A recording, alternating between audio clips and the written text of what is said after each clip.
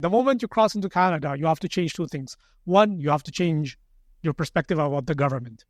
The government provides a lot in Canada. A lot of people harp on the government. Go live in Ethiopia or India or any other country in the world. I would say it's necessity. I just realized that social media was going to be important for what we do, because that's a good way to present the people and humanize the people, build trust, showcase capacity and skills, talk, don't show. If it's a good product, if you can get it into the hands of your user, that converts way more. So immediately he told me, I want to interview this person for an account manager role. You need to be connected to your own roots. At the same time, there has to be some sort of cross-pollination that happens between your own culture and your own people. And that is what enriches you. That is what enriches the country that you've come into. Balance tends to be very tough to achieve. And if you go to Ethiopia, when it comes to child rearing, a big focus on structure and discipline. And you listen to what I have to say because I'm the adult. You need that social fabric to keep you healthy because the external environment is not great. And then in Canada, the external environment is pretty decent. Winter notwithstanding, I'd say winter needs to go away. But everything else pretty good in a lot of different ways. Ethiopia, because you could, grab a fruit off a tree, sleep on the ground, you're good. It's fine. You live. And then the more you go up north in Canada, whether you have work or not is a life or death issue. It doesn't matter to me if a person who never says anything racist towards me, but if they're never going to promote me because of what I look like, that's a much bigger problem to me.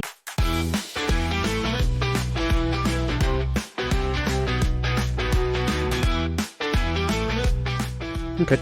And to grow the company, you're doing a lot of content as well. You strike me as a fellow introvert. You're not personally very active on your own social media accounts. But for your business, you've been posting valuable content consistently, I think over months, maybe even a year. Many newcomers who come to Canada, they're afraid of putting themselves out there. And personal branding has become so much more important that we need to have video. Like even for Mado, you have video clips of, you post these on YouTube, you post these on social media, where people can actually see how that talent speaks, what they know, how intelligent they are. And it is important for us to put ourselves out there. It is important for potential employees to kind of know you beyond your own resume. How did you overcome the initial hesitation of doing these interviews, going public, and what have you learned over the time that you've been doing it? I would say it's necessity. Like I just realized that social media was going to be important for what we do, because that's a good way to present the people and humanize the people, build trust, showcase capacity and skills. I realized it was important. So we started doing these talent interviews, podcast sessions, and then we would release them. I remember we did the first video. I showed it to a friend of mine. His name is Max. And he was just blown away. And we had been in the same CEO group for a while. So, of course, he knows what I do. He knows, etc. So when he saw the video, he was just blown away. In that moment, I realized talking is useless.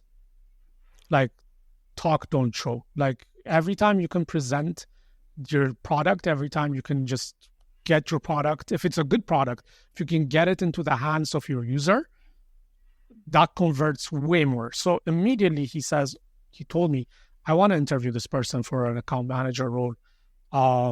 And I still have 2 people placed with them because of that video that I did. And that just changed. Even now, if you look at some of the profiles, we have sample profiles on our website. Video is huge. We still have a lot of video. And the reason is because all the questions people have around, is this person smart? Does this person speak English? Do they know what they're talking about? All of those, just instantly, you can answer, like a lot of those you can answer through video. We started doing them out of necessity. I started Mado January 2023. We started doing video these things around, I think, September, October, maybe a bit earlier. We started to consistently post. Between January and October, how were you promoting these people? In person, networking, just, we have done some kind of social media, but we didn't really do a lot of video.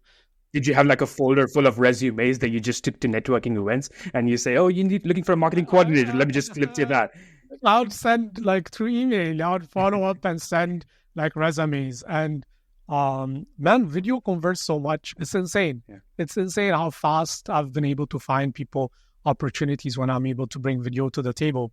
Immediately, people are like, I want to talk to them. Bam, interview. Bam, placement, done. Like so fast. I think even people who are coming here as newcomers or who are planning on coming here, if they're applying for jobs, I think it's really important to, along with your resume, also include a video of yourself or maybe a link of your video that you've published on YouTube or any other platform, and then put that link in your resume so someone just click that, look at what you do, see you brag about yourself and actually believe you because you're communicating well, you know what you're doing, you have the technical abilities, the qualifications and all of it. That video, like you said, converts beautifully. If you think about it, the job application process is sales and personal branding is marketing. That's how I look at it from a business person's mindset. If you do good marketing, you'll eat constantly. Food will come to your table. Opportunities will come to your table. People will see your content. They'll knock on your door. If you don't, then you have to sell. When you want the opportunity, you have to apply to jobs. So that it's the difference between having opportunities and jobs come to you versus you reaching out for them. My personal journey has been very interesting. As you said, like on my personal, I am a lurker. I will watch what people post. But beginning of January 2023, I had less than 200 connections on LinkedIn. Now I've passed 4,400. I started consistently posting, I would say, August of last year. So I'm coming close to a year. But within like a year, I've grown a lot on the platform. And it has been an amazing pipeline for talent. I've had conversations with people where if I reached out to them, they would never talk to me. But they have reached out to me because they see what I'm doing. They're like, Yonas, I see what you're doing. Let's talk. And I'm like, wow, this is amazing. And what platforms did you focus on? Did you focus on one social media platform and just went heavy on that? Or did you spread yourself throughout different networks? Just LinkedIn. Just LinkedIn. Yeah, just LinkedIn.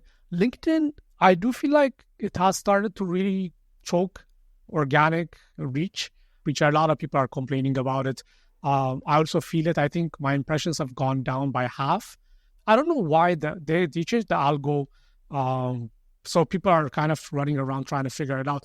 Back in the day, you can get a lot of engagement for motivational kind of posts. It would just blow up. And now it doesn't as much. It's a lot of work, but you also get a lot more return. So for the average person, I would still think if you put up a few videos talking about your expertise on your LinkedIn, you're going to be way ahead than 99% of the people out there. Because not many people are doing that at the moment, even. In Ethiopia, do you see the clients that you work with, the talent that you work with, are they starting to build their own personal brands? Are they starting to post online on LinkedIn or other platforms? And do you recommend that they do? 100%. 100%. Think of it this way. You have two options. One is you apply, especially when a job is open to global, you apply with 1,000 other people and you pray, right? You pray the ATS, whatever system they're using to filter, like you can make it through there. And it's like, no, that you want to have control over your destiny. And to me, content is the way. Whatever your expertise is, if you can intelligently start writing about it, then people start learning from that and being educated by you, and you start gathering a following around it, you're going to start having opportunities. The people that see it, eventually they're going to be like, oh, this person is an expert. It's already established in my mind. I have something that meets their expertise. Who else are they going to go to? They always come to you. So I think content is extremely important, but it's also very difficult to do.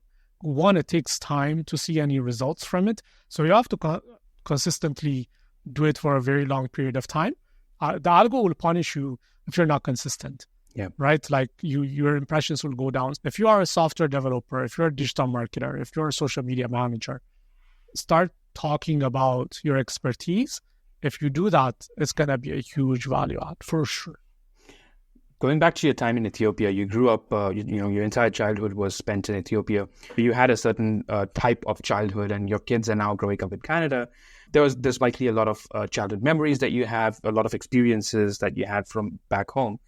What differences do you see in terms of your childhood there and the one that your kids are spending here? And what do you miss, something that you would want your children to experience? One thing I've definitely noticed coming to Canada is children, like they're way higher in the hierarchy than in Ethiopia, because adults would come first in the Ethiopian society, and then kids would be, somewhere. And like, not the case in Canada. Yeah, even with food, like, when I was a kid, we ate what what our dad wanted to eat. Today, I eat what my daughter wants to eat. So Exactly. Like today, my wife would make what my son wants to eat. Yeah. He's not gonna eat what she made, and then the rest of the family is eating. He wants grilled cheese. Like, just a very different experience. So coming into Canada, one thing I noticed is a lot of like emphasis on putting kids first. Not sure how healthy it is. I've seen some families where it feels like the children set the tone of the household. They get everything that they want. They are essentially they have the power in the relationship, and the parents are catering to their demands. And you see the parents feel like helpless, or, and I see a lot of that. And I definitely think, I think the answer lies somewhere in the middle, right? I think kids do need structure in their lives, and discipline in their lives. So the answer most likely is somewhere in the middle. They cannot always have what they want to eat. They cannot always have what they want to do. But in some cases, yes, of course, you can lead the way. That's how you learn. That's how you be more social. I think even in India, education is more academic. In Canada is more holistic. There's social skills that are being developed, public speaking, debate, that is given more importance. Sports is given more importance. Unlike India, I'm not sure what it is like in Ethiopia. Very similar. Yeah. And to your point, balance tends to be very tough to achieve. And if you go to Ethiopia, on the other side, like, I think it has gotten way better. But I would say, like, when it comes to child rearing, a big focus on structure and discipline, and you listen to what I have to say because I'm the adult, and all of those things. So you have to find this middle ground, definitely. Same thing with work culture and social culture. You have to find a middle ground. It can't be all work, like it can be in North America, or it can't be all social, where it can be in some very social cultures. You have to find a middle ground. So I agree. I think in terms of missing, I do think for my kids, and I think for anybody in general, travel is really important. I think going to places in the world where people they don't have as much, right? Going to different places in the world where it's not affluent, it's not the touristy destinations. I think that will really give you some much needed perspective to recognize, for whatever Canada may be, it's night and day when it comes to opportunity. It's night and day when it comes to safety. It's night and day when it comes to freedom. It's night and day when it comes to so many things that are positive. Sometimes people, when they're born and raised here, they don't have that perspective. I have noticed a lot of immigrants start businesses because they come here and they're like, look at it. It's like open runway. This is amazing. Like, let's just get going. Especially if you could find a way to stabilize yourself and not have to worry about visas and all that stuff, which probably takes like 7 to 10 years before you're able to think about business. But a lot of immigrants do start businesses because they realize how open and how amazing it is to be here. So I think travel for my kids, I want them to also have that recognition that we're probably in one of the most privileged places on the entire planet. I want them to recognize that. I want them to travel. I want them to like go to Ethiopia, see. And also, of course, it's not just all positives and negatives. I would say Canada is massively lagging when it comes to the social life, like the mental health challenges we have. If you look at all the different things, a lot of them come to how isolated we have become as a society, and our social fabric is not very good. It's pretty bad. In Ethiopia, the economic side is not great, but the social side is amazing. People are mentally, like, their mental health is very good relative to what you'd find in Canada. And the reason is because you have friends, you have people that are there for you, you have good relationships. You need that social fabric to keep you healthy because the external environment is not great. And then in Canada, the external environment is pretty decent. Winter notwithstanding, I would say winter needs to go away, but everything else pretty good in a lot of different ways, but the social side definitely lacking for sure. 100%. Like in Ethiopia, there's a lot of different cultures. There's a lot of ethnic groups. In India as well, we've got more than 100 languages, a lot of different religions, different kinds of people. Ethiopia has, I don't know, more than 80 ethnic groups. You've kind of growing up, you've seen firsthand how the traditionals and languages kind of coexist and improve the community. They help you be more social. There's festivals like, I don't know, Timket, Meskel, and these kind of maintain a national cultural identity, bring people together. In Canada, you're part of another diverse society. Canada is known for its multicultural approach as well. We celebrate a culture's uniqueness while also trying to build a cohesive society, a national identity. The one question here, what happens then is you have to manage that cultural diversity, whether it could be like a melting pot where everyone assimilates into a common culture while enriching that culture, changing the flavor of that soup, where everyone blends into one culture, or more like a tossed salad, which we espouse more in Canada compared to the US, where each culture kind of stands out, but also contributes to the whole. Considering how you've grown up in a diverse society like Ethiopia, what do you think are the benefits and challenges of having such a diverse society? How do you see the balance between keeping one's own cultural identity while trying to integrate into the national identity of Canada? That's a very good question. I think in general, human beings are tough. Like in a sense, I grew up in a place where you couldn't tell us apart, right? If you came to Ethiopia, like you all look the same. Benefits for sure. One thing I'm really thankful for is I don't have a concept of the typical, very common race dialogue that's happening in North America. Caucasian, African American, none of that. So I don't have a lot of that. Same thing with Canada, Indigenous, or people who came to Canada. Like, all of those dynamic, I think is very deeply entrenched, very complicated. So never had that really when it comes to skin color or what people look like. So that's one thing I'm very thankful for growing up in a place like Ethiopia. Even though that's the case, anytime there's power, interests, these things become a problem. And people tend to, as you said earlier, kind of gravitate towards what they can share. Like, oh, this person looks like me, we speak the same local dialect of language. So Ethiopia has gone through a long history of musical chairs. One tribe gets power, abuses their power, gets overthrown. The next one steps in, does the same thing. History keeps repeating over and over. And reflecting on Canada, the way I kind of have noticed is the same things happen, right? When the status quo starts to change, there's always a lot of discomfort, right? I had a conversation with somebody about Diwali, right? That's the festival with the rockets and stuff. It's like, why is it so loud? And they had these things happening at 3 a.m. and so different from the Canadian aspect where you don't bother your neighbor. You're right. You don't do anything to make your neighbor uncomfortable. And then, of course, you have other cultures where we're all celebrating together. And this is a day where it's going to go crazy and it is what it is. So you have those cultures, different cultures from different, just start to crash. Every culture thinks they're right. They think this is the way we do things, is the right way to do things. And everybody else, look at these people, they're wrong.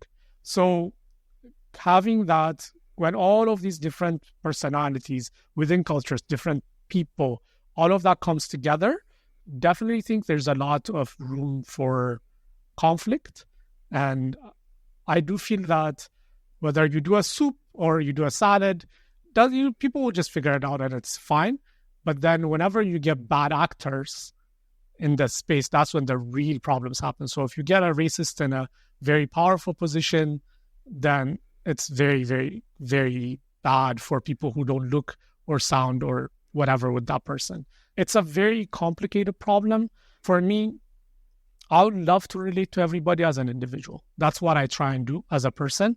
And as I said earlier, like the fact that everybody, at least on the outward appearance, kind of looks like me, that's where I grew up. We didn't have a lot of foreign influence.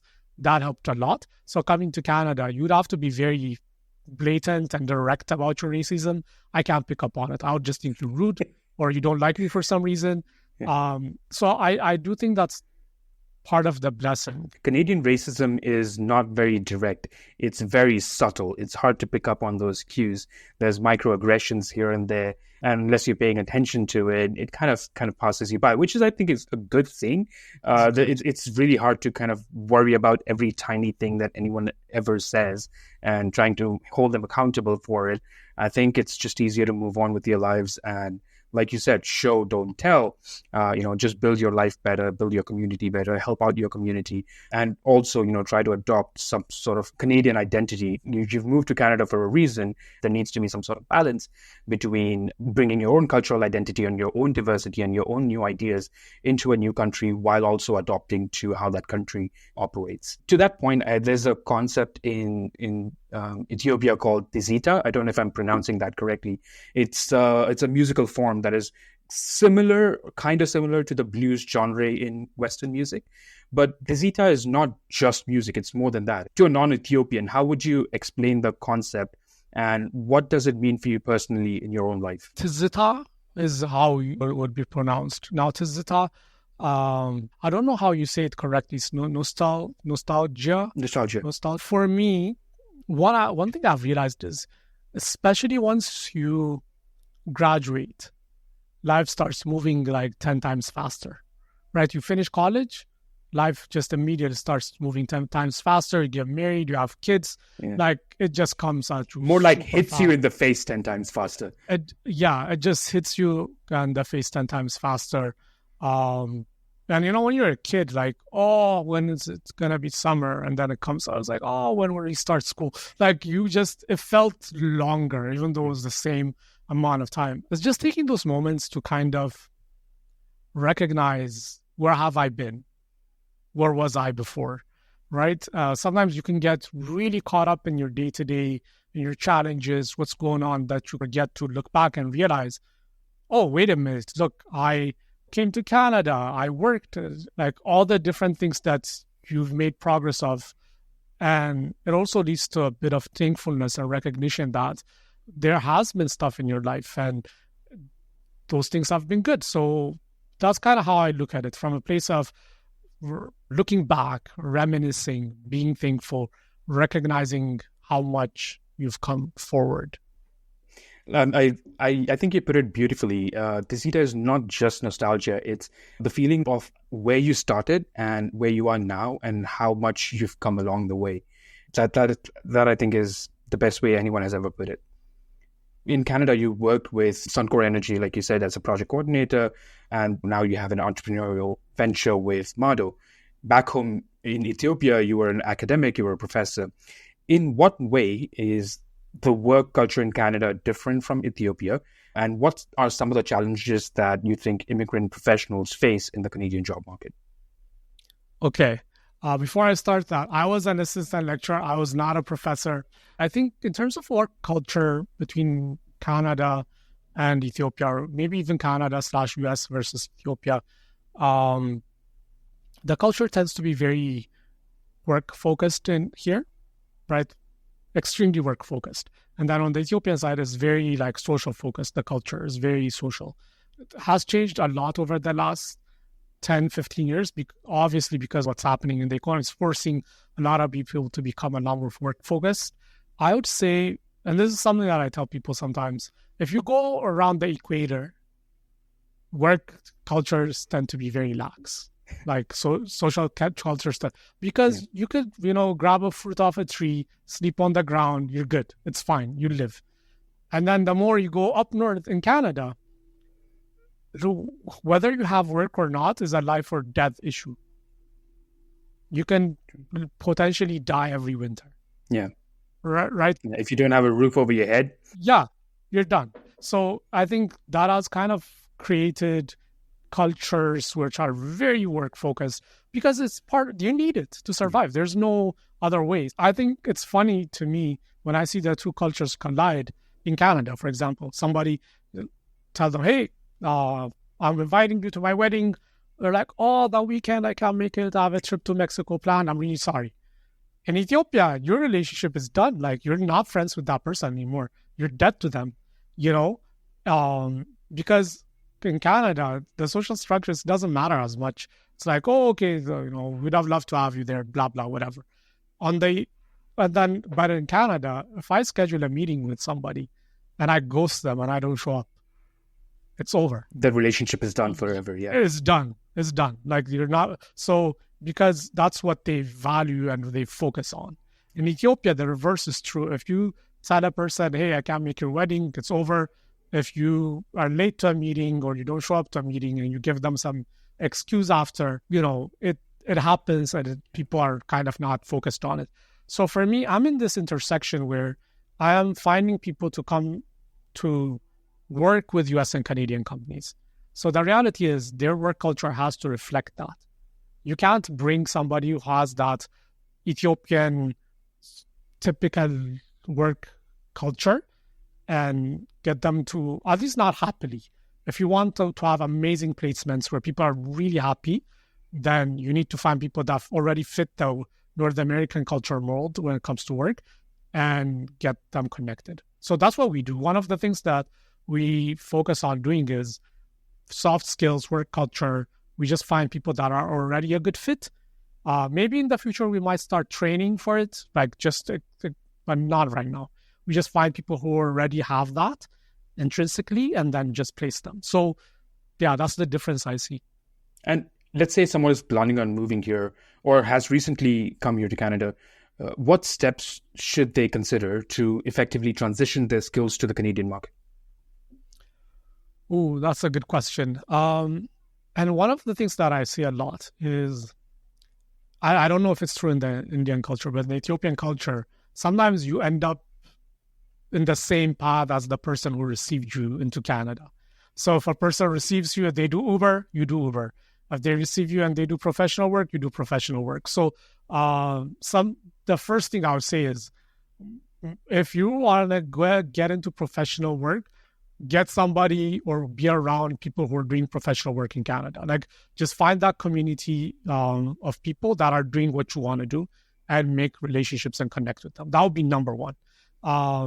That is really good advice. That is really good advice. Like people commonly say that the average of the 5 people that you spend your time with, most time with, I think being around people who are professionals or they are already where you want to be in the next few years, I think that is the best way to go as soon as you move to Canada. Yes, number one. When you come to Canada, find those people within your community, one. Second, expand outside of your community and find people in that industry. Go to industry events, go to networking events. So compared to somebody global looking for remote work, one, the big advantage is, at least in Edmonton and other parts of Canada, a lot of the work is in person or hybrid. That's the big advantage you have. First, within your own community, find those people that are already where you want to be or something similar, build relationships with them, get them to show you the ropes, learn from them. Second, go outside of that, network with other people from different cultures, with third, fourth generation Canadians who've been here for a very long time. Is going to be even more impactful because if anybody's going to know the layout of the land and the path, it's going to be a lot of Canadians. And they'll also share some cultural history with you. Even if they're second, third, fourth generation, they'll still have parents that were, at some point, or grandparents that were born overseas in your country. And they would share that cultural identity while also knowing more about Canada. Yes, that would be a very good mix.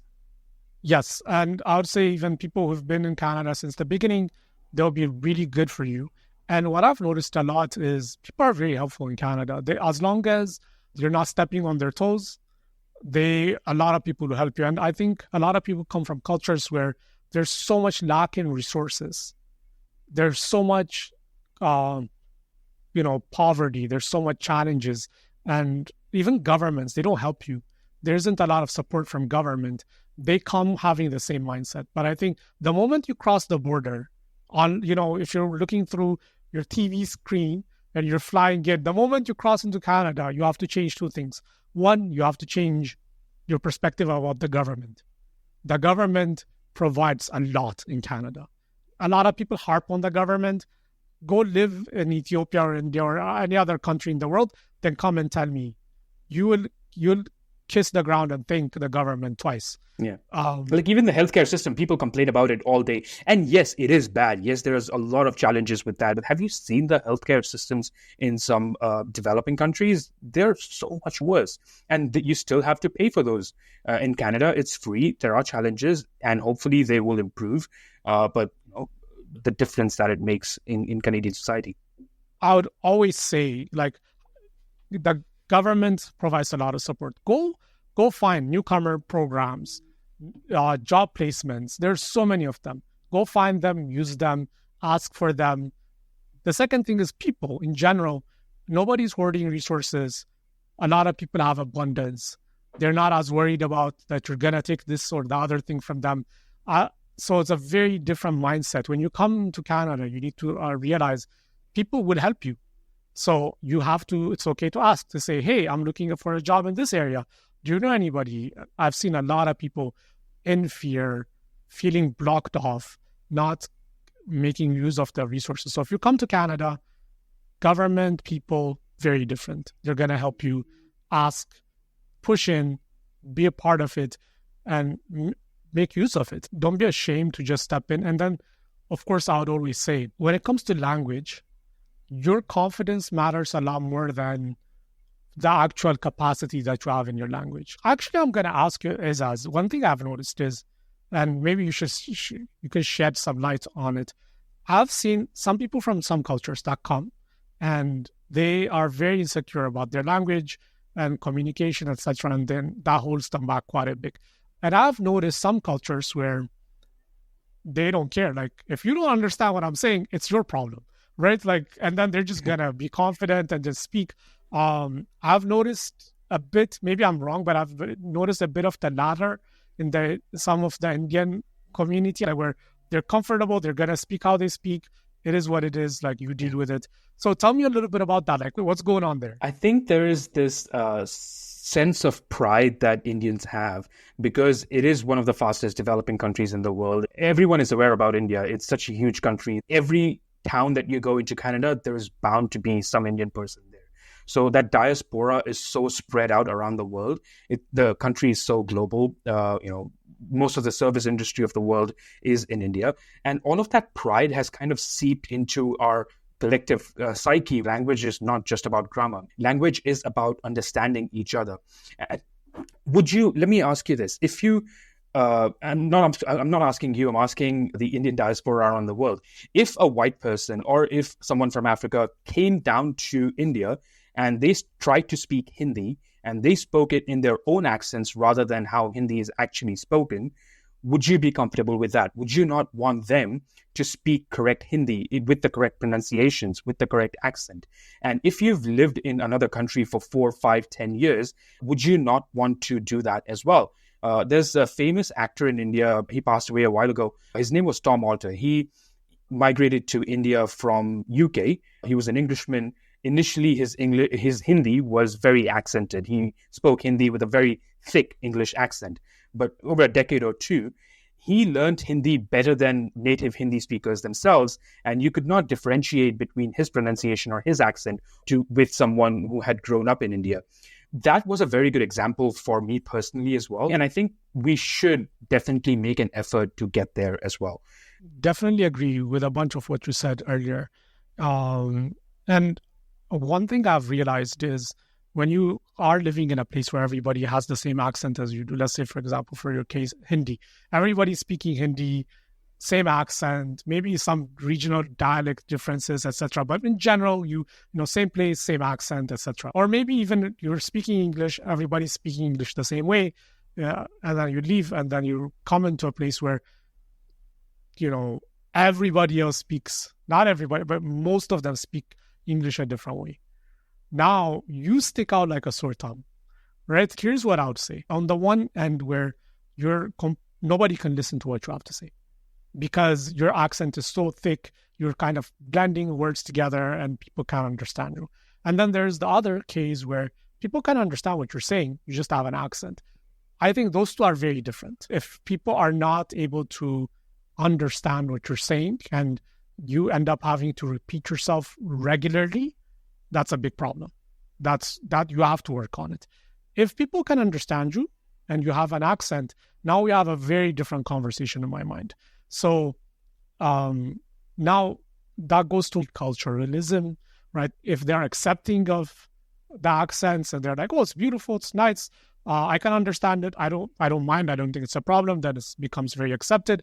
But if they're like, this is wrong, like it sounds different from how I speak the language, so there's a problem with it, it's wrong, then it becomes a problem. I have my own experiences. I can't speak for Canada, but I definitely feel that if you go into corporate, into a job, I would estimate from a direct role, to the extent that you have an accent, you're going to lose X percent salary. I do think so. I think it's like, for me, I was like, okay, based on my accent, I would estimate maybe 15 to 25% is what I'm losing. But do you think that's fair though? I don't care, honestly. As I don't care. I don't care about what is fair, what's not fair, because that's not my focus right now. Like, you know what I mean? Trying to change people's perspectives or change people's minds is a waste. It's a very tiring, and I know it's important. There are people who do it, and that's their life's mission, etc. But to continue, not only do you lose that up front, you also lose the opportunity to get into leadership positions, right? Because you speak and sound different. Either you have to be so exceptional that they have no other choice but to put you in that place, or you have to be in a culture that's not biased towards accents. So over your lifetime, you lose a lot in terms of value if you have an accent, if you come into a culture that does. And I think human beings do. On the flip side, I think there's an important argument to be made from the other side as well. Like, if there was someone with a French accent or an Italian accent, for instance, those accents are generally looked upon favorably compared to accents like from Africa or from India or better parts of Asia. That is what the society is like. You could try and fight that, or you could just accept it and move on. That is your choice. Personally, like you, I agree with you where I say that, it's hard to change people's perspectives. You're moving into a dominant culture. I choose to accept it and move on. Like, again, another important point that you made was that there's a difference between people not understanding you and people understanding you, but you still have an accent. Sundar Pichai of Google has an accent when he speaks English, but it's easy to understand. That is not a problem. I'm not trying to completely eradicate the Indian accent. All I'm saying is, like you need to be able to be understandable by your listener. If your listener is able to understand you, if you're able to communicate effectively with them, that's all you need. Just don't have such heavy of an accent that you have to repeat yourself constantly, and that will cost you a lot in terms of value throughout your professional career. Oh, yeah. So the one side, as you said, is like, if people are not able to understand, then you're done. Like, I mean, nobody's going to work with you. Nobody's going to hire you. So you limit your options significantly. The second one, I think bias is in human nature. That's just human nature. If I go to Ethiopia, and I'm sure in India, we can tell each other apart. Right, we know who's where. Like, oh, you're from this region, huh? Yes. You're from this tribe. So human beings have this, and I think it's very bad, but we definitely are very biased. Like, I've noticed that a ton, where for you to, as a human being, you have to cultivate not being biased. Yes. You have to make an effort to actually eradicate that part of your tribal brain that accepts your tribe as your own and looks upon as everyone else as the rest. I think so everyone needs to make a conscious effort to be aware of that feeling and try to avoid it. Yes, in every scenario. So if you're biased towards gender, you have to work on it and recognize that, hey, I've noticed I'm biased towards gender. So if you're in a hiring role, you don't want to be the person making a decision based on your gender bias. So trying to figure out ways so I'm a lot more fair as a human being, that I'm just in the decisions that I'm making. I think it's a personal journey for a lot of people. I don't know how helpful social justice warriors are and what they're doing, because it can lead to a lot of polarization, right? Where if you're being attacked as a culture, you can double down. That's what human beings do. When they're attacked, they're not going to change their minds. They're going to double down, and maybe the bias goes underground. Yeah. Right. Yes. Oh, we love diversity, but why are you only promoting a certain people from a certain culture? And it's like, the effects of bias cannot be controlled on a society scale. People would continue to do that. I think having that individual understanding where everybody's like, oh, I am biased in different ways. And we all recognize it. We're biased against people that don't have money. We are biased against height. We're biased. There's so many biases that we have. We just need to recognize, what are my biases? How do I work on them so that I'm not unfair or unjust towards people that are different? I think that's a healthy way to go about it. I do feel like there's a lot of pitchforks in the world and social media, just people getting incensed.